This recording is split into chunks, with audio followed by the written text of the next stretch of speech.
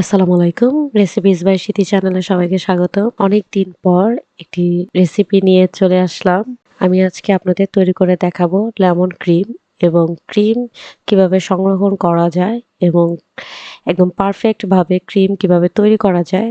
একদম একটা perfect recipe আজকে আমি এই ভিডিওতে দেওয়ার চেষ্টা করব ইনশাল্লাহ। আমি এখানে ট্রপিক্যাল ক্রিম নিয়েছি। আমি সবসময় কেক তৈরি করার জন্য ট্রপিক্যাল ক্রিমই ব্যবহার করি। আপনারা এই ক্রিমটা নরমাল ফ্রিজে রেখে সংরক্ষণ করবেন।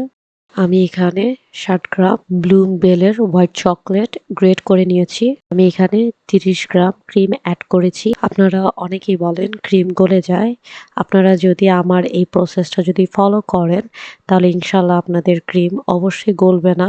আমি এবার ক্রিমটা মাইক্রো ওভেনে 10 সেকেন্ডের মতো রেখে এটাকে মেল্ট করে নিব। অন্য একটি পাত্রে আমি 1 কাপ ক্রিম নিয়েছি। হ্যান্ড বিটার দিয়ে 2 মিনিটের মতো ক্রিমটা বিট করে নিব মিডিয়াম স্পিডে। আমি এখন মেল্ট করা চকলেটগুলো ক্রিমে দিয়ে দিব।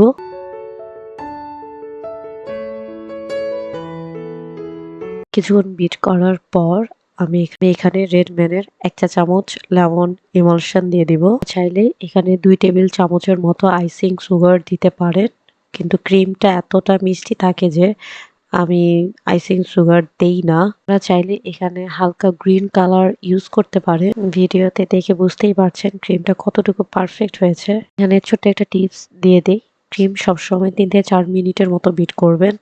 এর বেশি বিট করলে কিন্তু ওভার বিট হয়ে যাবে।